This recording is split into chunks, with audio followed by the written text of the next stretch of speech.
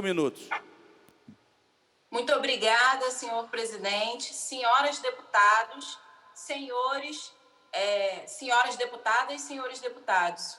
É um tema muito importante. Falamos aqui do projeto de lei 4.438 de 2018, que amplia o Parque Estadual do Mendanha. Senhor presidente, muito importante dizer que a floresta do Camboatá poderia, sim, chegar nessa ampliação e, claro, a gente vê com preocupação todo o debate que está sendo colocado de um ponto de vista mercadológico, né? A gente está vivendo um momento dessa cidade, um momento desse estado, um momento da gestão da política pública se mercantilizando, senhor presidente. Isso é muito preocupante.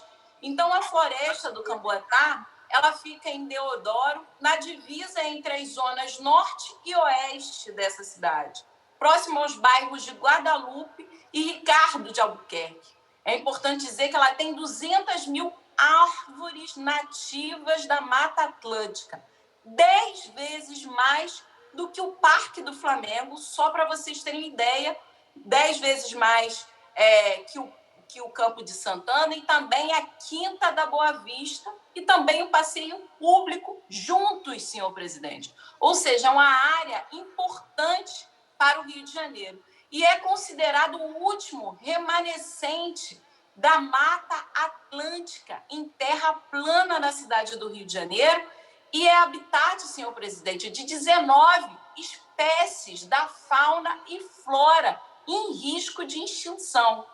A floresta é muito importante, também pelos serviços ambientais que ela presta aos moradores do entorno, como a amenização, inclusive, do clima e a retenção das águas das chuvas.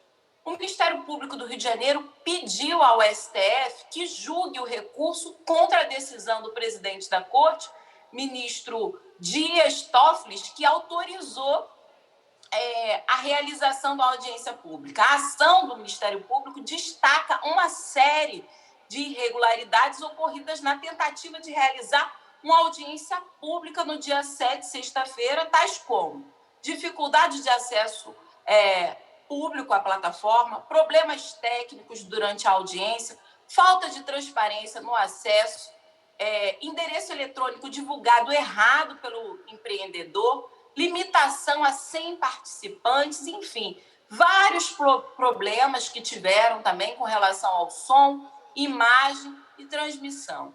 Então, o Ministério Público do Rio de Janeiro pedia na ação que haja uma remarcação da audiência até que se comprove, senhor presidente, a solução de todos os problemas apontados, visto que vários empecilhos à participação pública continuaram.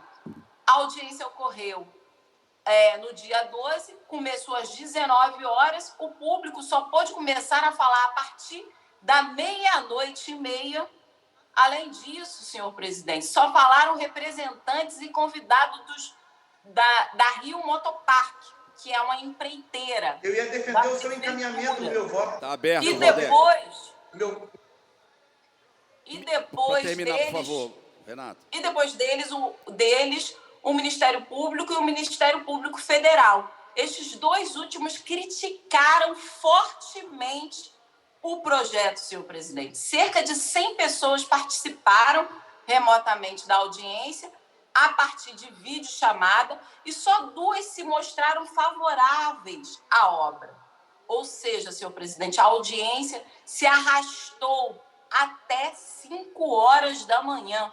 Eu faço esse relato, senhor presidente, para dizer que um debate tão urgente, tão necessário para uma cidade com as características de ordem da natureza da cidade do Rio de Janeiro seja feita de maneira completamente irresponsável e sem garantir, de fato, a participação pública de um debate tão fundamental. O estudo de impacto ambiental, senhor presidente, identificou 5 alternativas de local para a construção do autódromo, que tanto o prefeito da cidade do Rio de Janeiro quer, que tanto o presidente da República, Jair Bolsonaro, quer, mas efetivamente escolheram a única, que é uma floresta, a única opção que seria uma floresta, conforme relato do advogado e ex-superintendente do IBAMA do Rio, Rogério Rocco.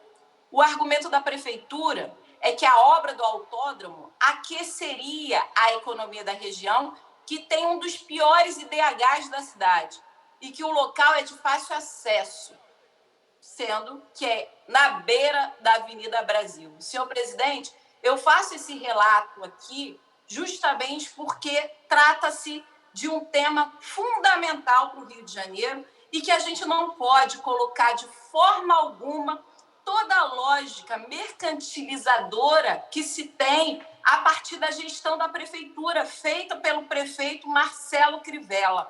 A gente vê, senhor presidente, a fauna e a flora do Rio de Janeiro sendo colocadas num balcão de negócios para a destruição de uma mata tão fundamental aqui no Rio de Janeiro. Então, senhor presidente, só deixar aqui marcado todo o processo ruim de debate público, porque de fato não ocorreu, mas também os interesses privados com vista numa área pública, de floresta, de fauna, de flora, como uma cidade que tem as características próprias de natureza, como tem o Rio de Janeiro. Então, lamentar aqui, senhor presidente, a falta, inclusive, de sensibilidade diante do que é a destruição de mais de 200 mil árvores, que compõem aí um número maior do que esses parques que eu já disse aqui para vocês, como o Parque do Flamengo, por favor, deputado, o Campo de Santana,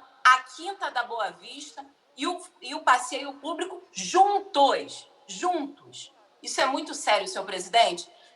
A Prefeitura do Rio de Janeiro, mais uma vez, mostra que a sua gestão está girada para os negócios, giradas para a especulação, girada para uma lógica mercantilizadora que acaba com a cidade, que põe a cidade no Rio de Janeiro num balcão de negócios para privilegiar empresários, senhor presidente. É isso que está acontecendo com a floresta do Camboatá. Muito obrigada, senhor presidente. Próxima oradora, deputada.